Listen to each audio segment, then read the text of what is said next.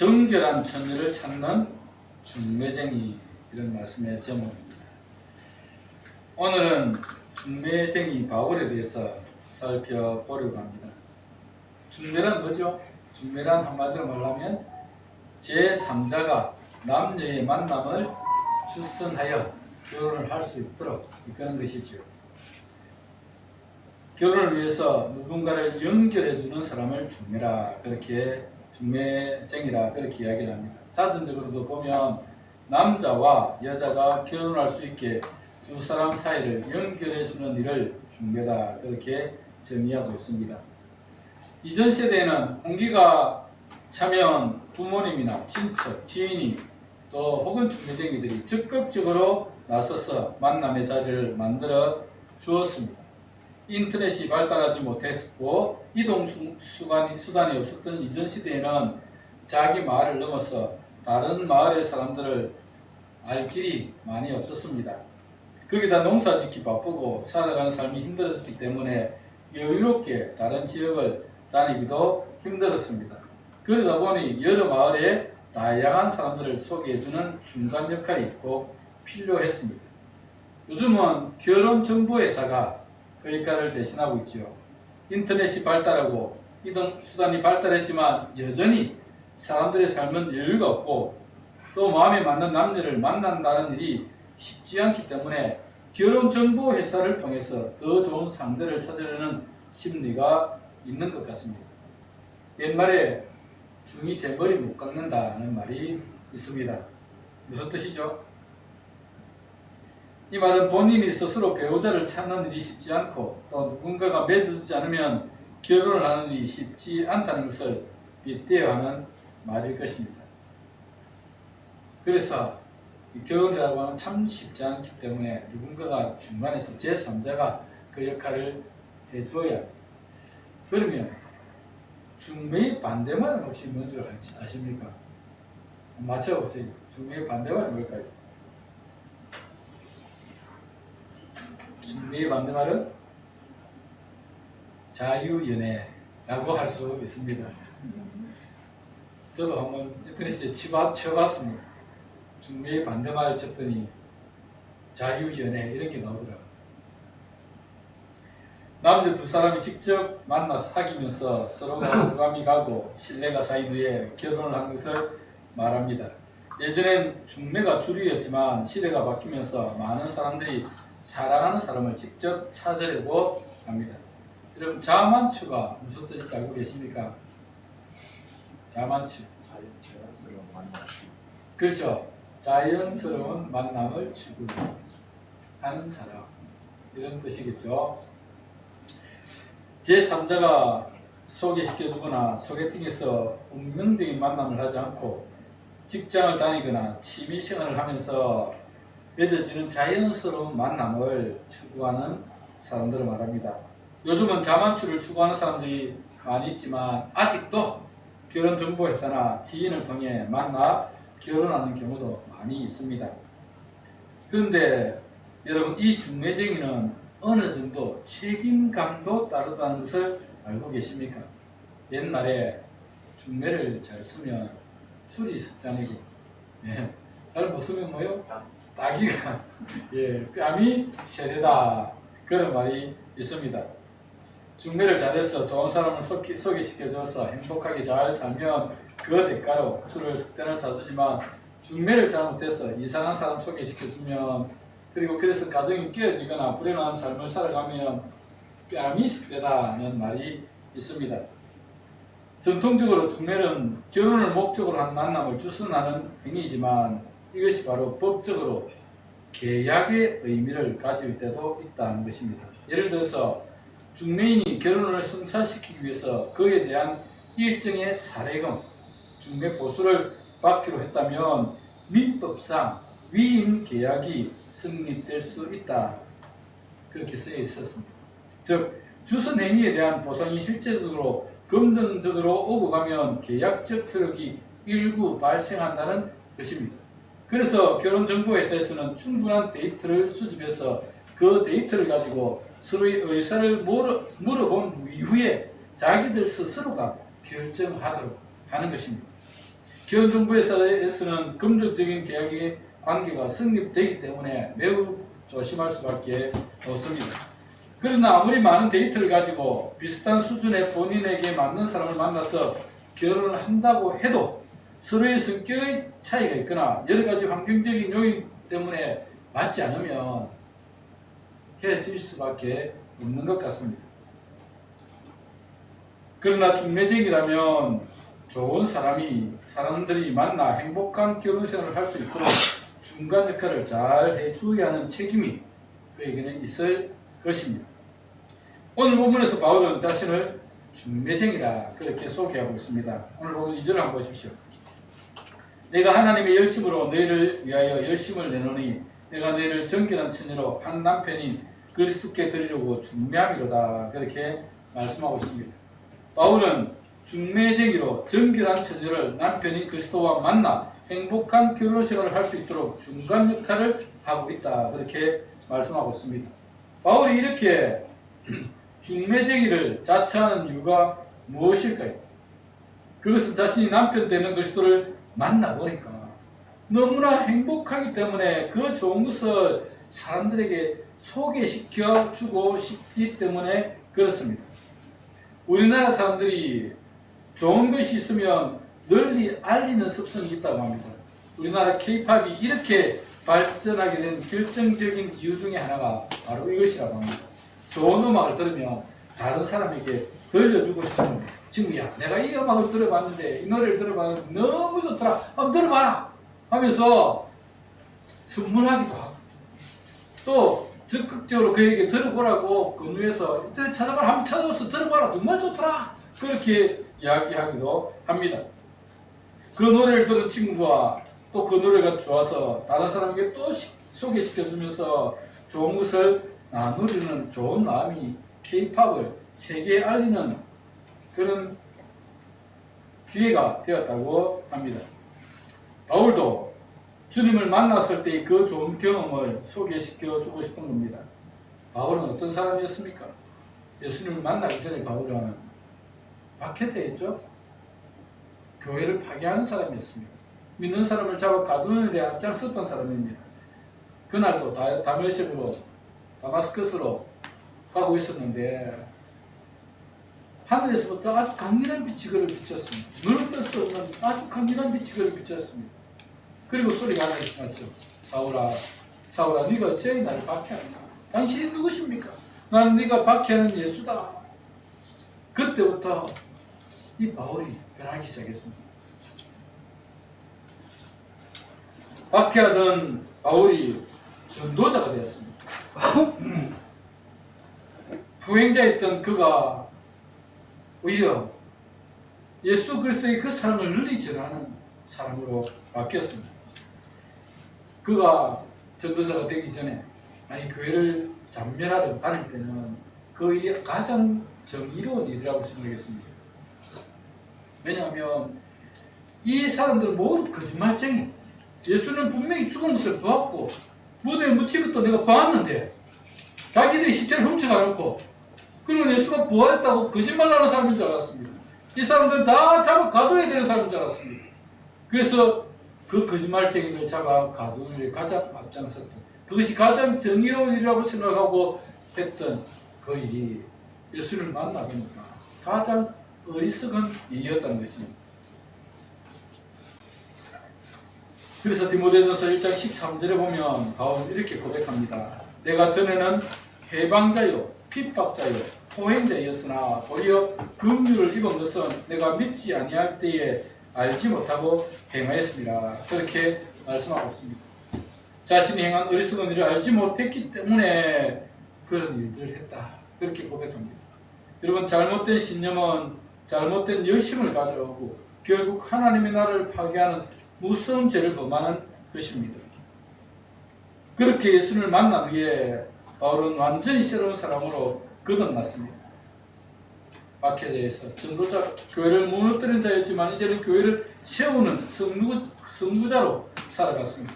그런 경험이 있었기 때문에 바울은 더욱 열심히 중매쟁이로 살았습니다. 정결한 처녀를 주님께 연결시켜주는 일을 일에 있어서 충성을 다했던 사람입니다. 이런 중매장의 역할을 잘 감당했던 사람이 구약 성경에도 나옵니다. 구약 성경에 보면 아브라함의 종 가운데 엘리에셀이라는 종이 있습니다. 아브라함이 이삭을 낳기 전에 하나님께 하나님 나에게 후세를 주시지 않는다면 내가 이 엘리에셀을 나의 후계자로 삼겠습니다 라고 할 정도로 정말 충성스러운 일꾼이었고 아들같이 여기던 사람이 엘리에셀이었습니다. 그래서 아브라함이 엘리에셀에게 한 가지 사명을 줍니다. 그 사명이 뭐냐면 나중에 이삭을 낳고 난 이후에 내가 내 아들 이삭을 결혼을 시켜야 되겠는데 이 이방 땅에서 내가 내 며느리를 구하기를 원치 않는다. 내 고향으로 돌아갔어. 거기서 내 며느리를 구해오느라고 그렇게 시켰습니다. 엘리에셀이 아브라함의 사명을 붙들고 고향 땅 하란으로 갔습니다. 그런데 이 엘리에셀은 한 가지 신념이 있었습니다. 그게 뭐냐면 하나님께서 나에게 순득하게 만나게 해주시는 그를 내 주인의 아들의 며느리로 삼겠습니다 라는 그런 마음이 있었습니다. 그래서 하란에 도착했을 때 우물가에 앉아 있었습니다. 그리고는 하나님께 그렇게 기도했습니다.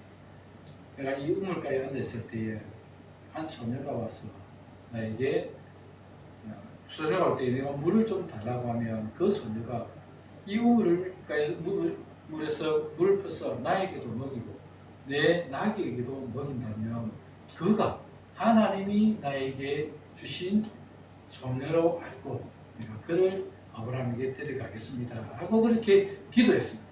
기도가 마치자마자 정말 한 소녀가 왔어요. 와서 우물에 물을 기르러 가는데 이 엘리에셀이 그 소녀에게 이야기했습니다.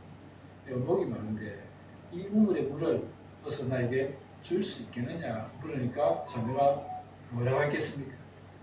예, 알겠습니다. 제가 이 물을 드리겠습니다. 우물에 물을 퍼서 드리겠습니다. 그리고 제가 이 짐승들에게도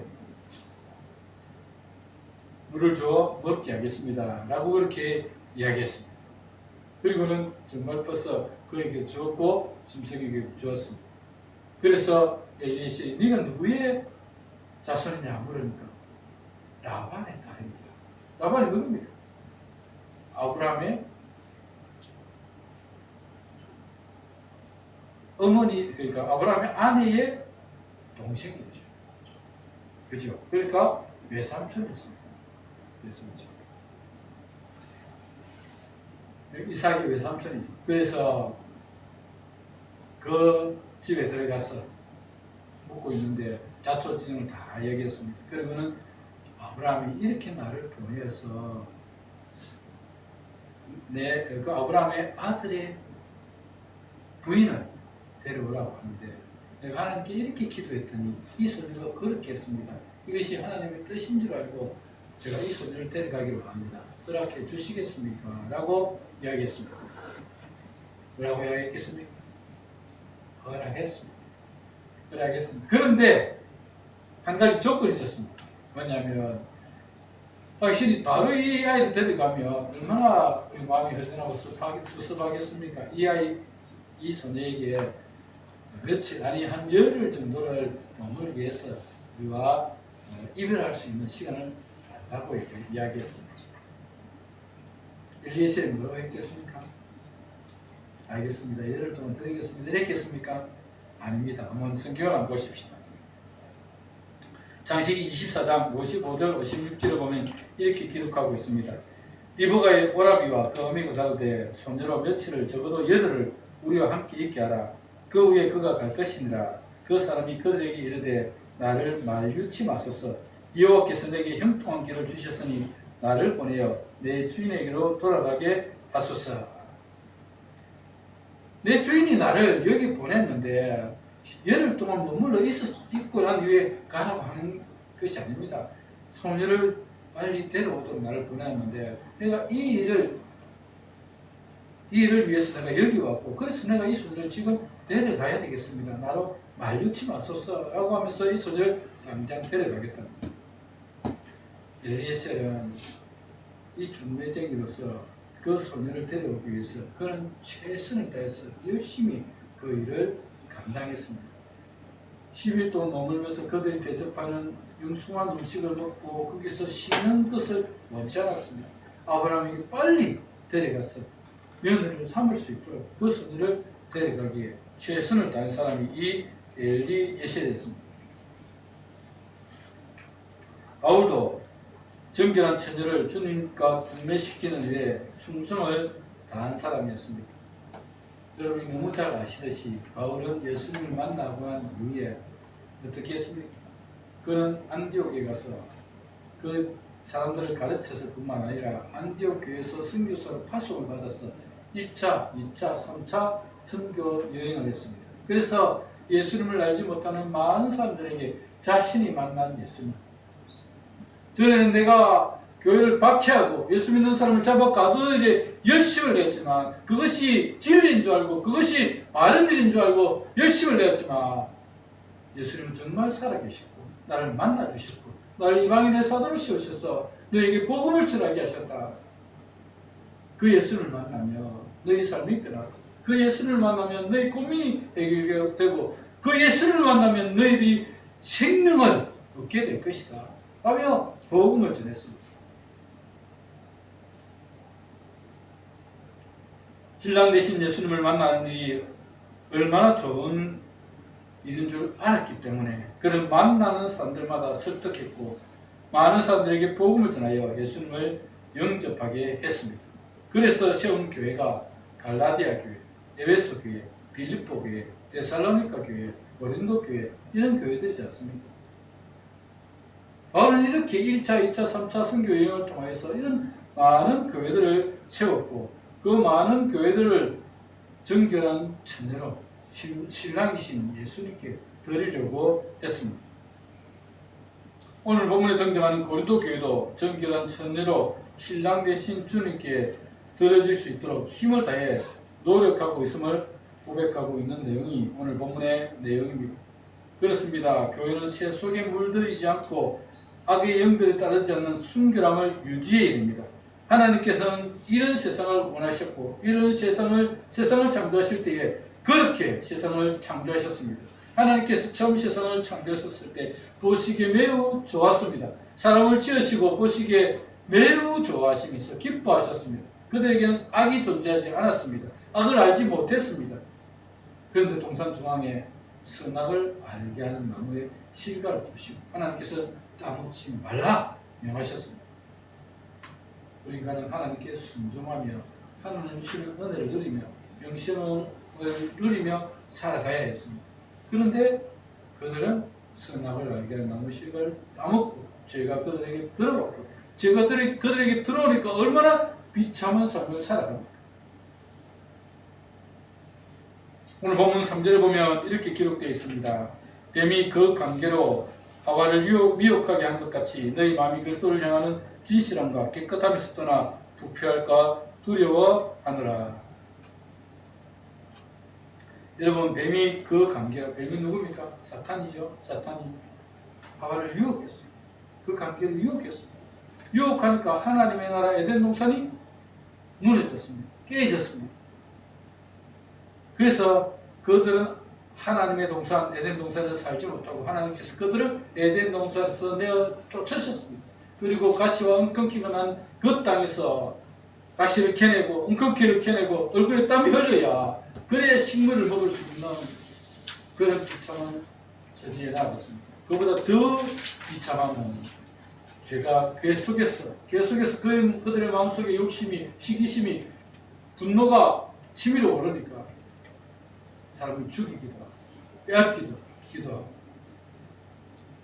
그래서 아담과 하와가 두 아들을 낳았지만 가인이 아벨을 쳐 죽이고 있죠.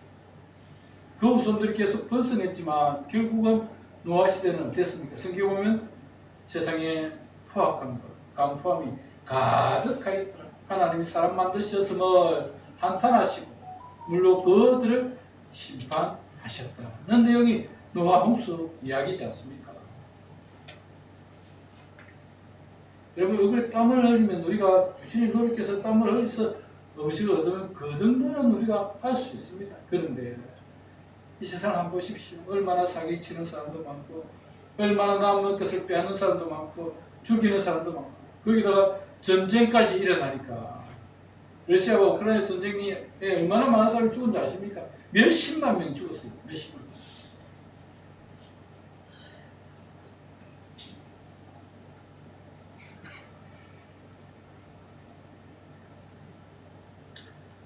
여러분 하나님의 나라가 무너지면 이 세상은 정말 지옥으로 변할 수밖에 없습니다.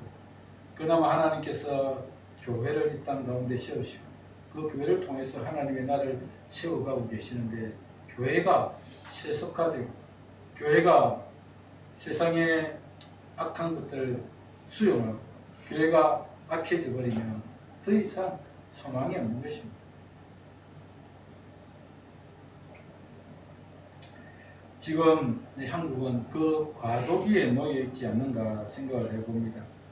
정말 교회가 순수했던 교회가 오직 하나님만 바라고 진리 위에 섰던 교회가 말씀 안에서 살려고 노력하고 눈물로 기도하며 힘들고 어려운 사람들을 교회에 데려와서 그들에게 먹을 것을 주고 그들을 가르치고 그들을 세워주는 일들을 했던 그 교회가 지금은 힘이 있으니까 그것을 가지고 점점 더 세속화되고 교회가 점점 더 변화져가고 교회가 점점 더 악한 쪽으로 나아가고 있는 과도기의 시대를 살아가고 있다는 생각이 저는 들고 있습니다. 지금 이 시대에 교회가 회개하고 하나님께 나아가고 하나님의 은혜를 구하고 정말 본래 그 교회의 본질을 회복하고 말씀 위에 굳게 서서 진리를 따라 살아가며 또 주님께서 행하신 그 사랑들을 가지고 힘들고 어려운 사람들, 괴로운 가운데 있는 사람들, 외롭고 힘든 사람들을 찾아가서 그들의 말벗이 되고 그들을 도와주고 그들이 정말 생명을 찾을 수 있도록 복음 전하며 그들을 감당하는 교회가 해야 될 본질에 충실한다면 다시 하나님께서 은혜를 주실 것입니다.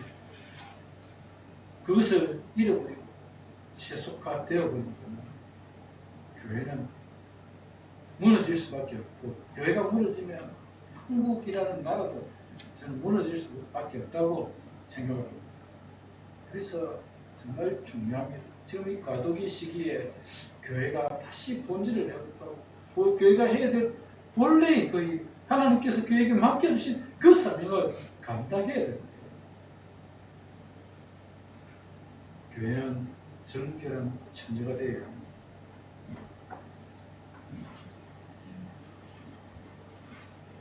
교회는 다시 말씀으로 돌아가야 합니다. 옛날 종교개혁자들이 외쳤던 말씀으로 돌아가자. Back to the Bible. 말씀으로 돌아가, 성경으로 돌아가자. 그 깃발을 다시 세워서 말씀 위에 자신을 세워가야 합니다. 교회 본질을 회복하여 전도와 말씀 교육 그리고 사랑을 이웃에게 실천하는 교회로 거듭나야 합니다. 우리 민안교회도 정결한 신부로 주님을 맞이할 수 있도록 말씀 위에 굳게 서야 할 것이며 사랑과 섬김을 통해 영혼을 구원하고 생명을 살리는 교회가 되어야 할 것입니다. 중매를 할 때 중요한 요소가 순결이라고 생각이 듭니다. 남녀가 모두 순결해야 됩니다. 처녀가 행실이 좋지 못하여 여러 사람과 만나면서 여러 사람과 잠자를 하는 사람이라면 그를 남편 된 사람에게 소개할 수가 없을 것입니다. 반대로 총각도 마찬가지겠죠. 총각이 바람기가 있어서 여러 여자들을 만나고 그런 여자들과 따로 살림까지 차리고 있다면 그런 총각을 처녀에게 소개할 수는 없을 것입니다. 성경은 교회를 신부에 비유하고 있고 예수 그리스도를 신랑에 비유하고 있습니다. 신부된 교회는 순결해야 합니다. 오직 남편인 그리스도만 바라보아야 합니다. 그런데 신부가 남편인 그리스도를 두고 다른 신에게 가거나 다른 어떤 것에 마음을 둔다면 그 신부는 자격 미달이 되고 말 것입니다. 우리 교회는 거룩한 주님의 신부가 되어야 합니다. 우리 주님은 교회된 우리를 위하여 자신의 생명을 내어주신 분입니다. 우리 모든 죄와 허물을 대신 지시고 십자가에 죽으셨습니다. 세상에 자기 아내를 위해 생명을 내줄 사람이 몇이나 있겠습니까? 그런데 우리 구주 예수님은 신부된 우리를 위해서 자신의 생명을 아낌없이 내어주었습니다. 그래서 바울은 에베소 교회에 보내는 편지에서 남편들이 아내를 사랑하는 방법을 이렇게 제시하고 있습니다. 에베소서 5장 25절입니다. 남편들아 아내 사랑하기를 그리스도께서 교회를 사랑하시고 위하여 자신을 주신같이 하라. 그렇게 말씀합니다. 남편은 아내를 사랑하는데 어떻게 사랑하라고요? 그리스도께서 교회를 위해서 자신의 생명을 주신 것처럼 남편은 아내를 사랑하라 그랬습니다. 예수님은 신부된 교회를 위해서 어떻게 해요? 자신의 생명을 내어주셨습니다. 그만큼 예수님은 일편단심입니다. 우리를 그렇게 사랑하고 계십니다. 그렇게 우리를 사랑하시는 신랑 되신 예수님을 신부된 우리가 맞이할 때 순결함을 잃어버린 겁니다. 이건 문제가 되지 않겠습니까?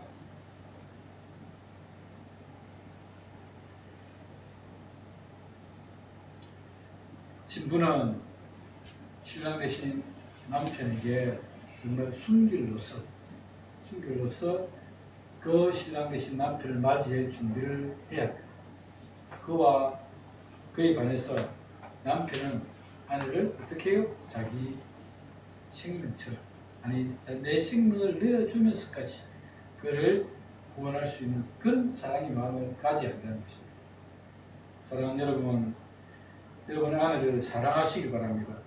세상 어느 여자보다 더 존귀하고 사랑스러운 여인으로 여기십시오. 나이가 들어갈수록 부부관계가 식어지고 서운해지고 거리감이 느껴지는 부부가 있습니다. 무늬만 부부이지 부부 같지 않은 가정도 많습니다. 정말 그런 사람들이 많아요. 예수 믿는 사람은 안 그렇지만 예수 안 믿는 사람들은 그냥 무늬만 부부가 너무 많은 것 같습니다. 사랑하는 여러분, 내 안에 내 남편이 제일입니다. 다른 집 안에 다른 집 남편이 좋아 보여도 살아보면 거기서 50번 100번 아니 내 안에 내 남편이 최고였다는 것을 깨닫게 될 것입니다. 우리 구주 예수님은 이렇게 신부된 우리를 사랑해 주셨는데 우리는 주님을 배반하고 다른 남자에 간다면 그는 사람도 아닐 것입니다. 그래서 바울은 신부된 고린도 교회가 정결한 처녀로 주님께 드려지도록 노력했다 그렇게 말씀합니다. 여러분이 잘 아시는 대로 고린도 교회는 문제가 많은 교회입니다. 그 많은 문제들을 가지고 있던 고린도 교회가 바울이 그 교회에 있는 문제들을 하나씩 고쳐가면서 정결한 신부로 주님께 드려지도록 그 바울은 최선을 다했습니다. 교회가 여러분 주님 위에 다른 남편을 두면 안 됩니다. 다른 신을 섬기거나 또 혹은 물질이 돈이 신이 되어가지고 그 물질을 쫓아가거나 아니면 권력, 정치 이런 것이 신이 되어서 그 권력을 따라가거나 그렇게 해서는 안 돼요. 교회는 정말 정결한 신부가 되어서 말씀 위에 있어야 합니다. 하나님 말씀 따라서 순종해야 돼요. 주님의 사랑을 실천하는 교회, 낮은 곳에서 섬길 줄 아는 교회, 그런 교회가 되어야 하는 것입니다.